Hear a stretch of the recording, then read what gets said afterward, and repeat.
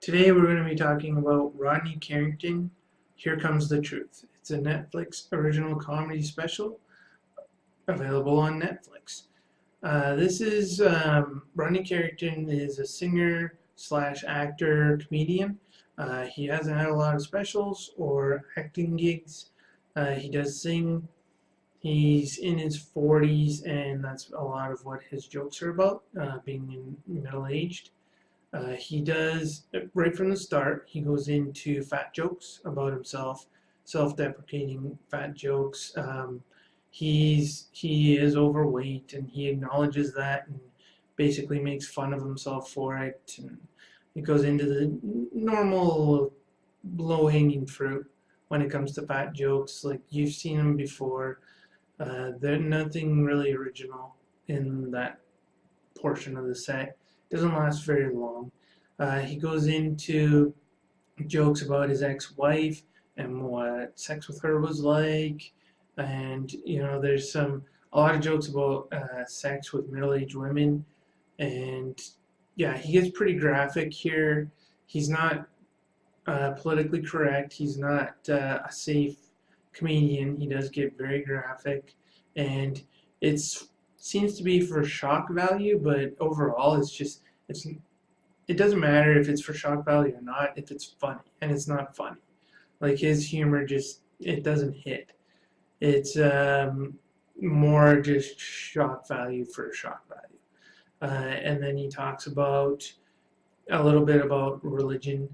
He talks about that and how like he would be going to hell and things like that, and meeting his maker. Like that's where it starts. Is somebody said he would meet his maker, and he was like, well, I thought I'd be going to hell, so at least I get a chance. And he does a few jokes about that. That was probably the first time I laughed, and we're talking about being 10 minutes into the show. Most of his jokes are really predictable. You can see them coming, like pretty much from the setup. You can tell what the punchline is going to be, which obviously, if you see the joke coming that far ahead, it's not that funny.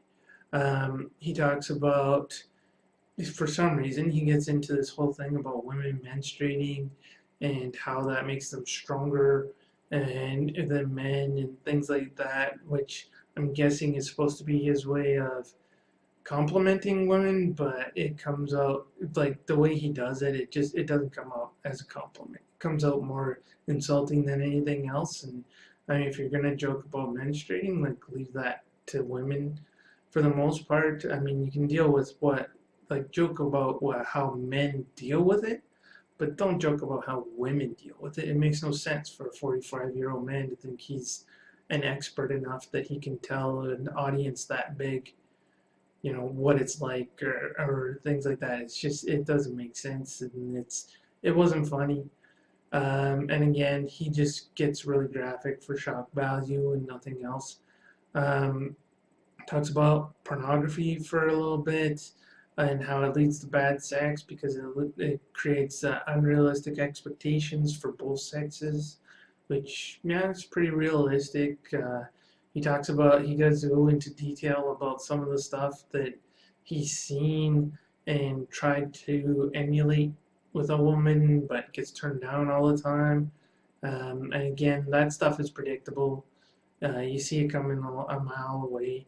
Um, and then he goes into this whole thing about because he's divorced, and he does talk a bit about being divorced and how women take everything, and he kind of gets a little bit serious for a moment, or not so much serious but realistic, about the going through divorce and making bad decisions and drinking more and dating a girl that's 25 years younger than him, and the implications of that, and what he has to, trying to keep up with her, not being able to have mature conversations, like real life things. But again, it's not that funny. He goes through different scenarios like taking her to Disneyland, or trying to, like I said before, trying to have a conversation with her and how difficult it was, and that's pretty much it. like he does talk about it for a while, but he doesn't really cover a lot of topics. It's mostly just along those very basic subject matter. Um, and he also, like he said, he talks about the wife a bit, but that's not too much there. With the younger girl, he talks about not being able to keep up with her sexually either and having to buy Viagra.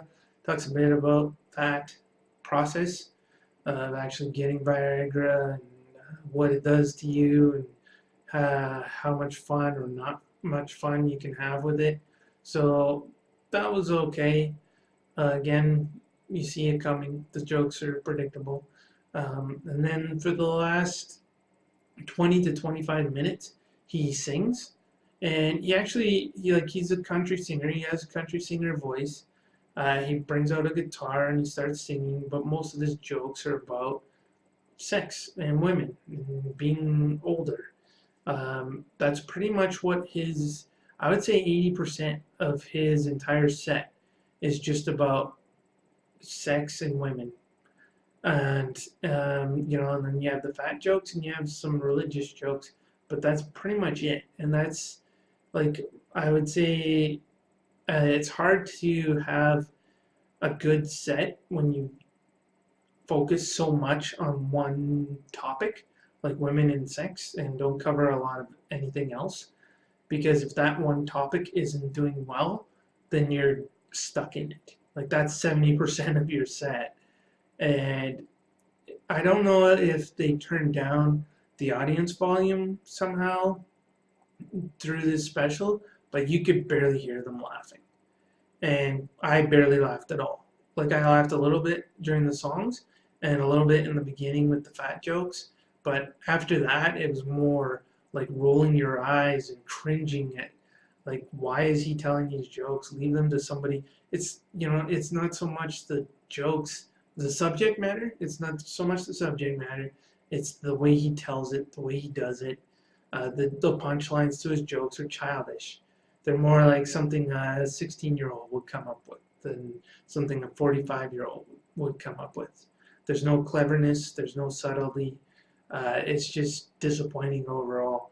And even at the end, like to show how childish he is, he sings a song trying to get women in the audience to flash their breasts. That's the whole point of the song he's singing. And you can see they keep showing shots of the audience during this song, and they keep turning down the house lights and then turning them back up when they think somebody's going to flash, but then somebody doesn't, so they turn back down, and the camera keeps panning the audience looking for somebody who's flashing, and it's cringy. It feels desperate. Eventually, a couple do, but it's not. It wasn't entertaining. It wasn't funny. It was just weird. Like it's just not something that like I like crass comics. I like Louis C.K. and Whitney Cummings and like I used to like Amy Schumer, but her last couple of specials have really gone downhill. And somebody like Jim Norton is a good one. Like he's funny, but it's Rodney Carrington is telling almost the same kind of jokes, but just in not funny way. And like I said, the audience didn't really seem into it either. So overall, I would have to rate the Rodney Carrington Here Comes the Truth 3 out of 10. The only reason it didn't get lower is because he did sing well, so that part was entertaining. Whether or not you actually get laughs out of the jokes in the songs are still funny. The songs are entertaining. And there were a couple of jokes in the beginning that made me laugh. And he did, as far as the presenter goes, like there were no pauses, there were no awkward moments. He kept the pacing well. He did a good job. He sang good too, or sang well. But it's just overall there wasn't a lot of humor in this comedy special. So, like I said, I rated it a 3 out of 10. And I gave it a thumbs down on Netflix, and I wouldn't recommend it at all. No matter what kind of jokes you like, I don't think anybody's really going to find a lot here that they're going to like, unless maybe there were some people in the audience, so somebody likes his humor, but I can't see it being very popular. So 3 out of 10. So if you like this video, like, share, subscribe, or all of the above. Thank you, and have a nice day.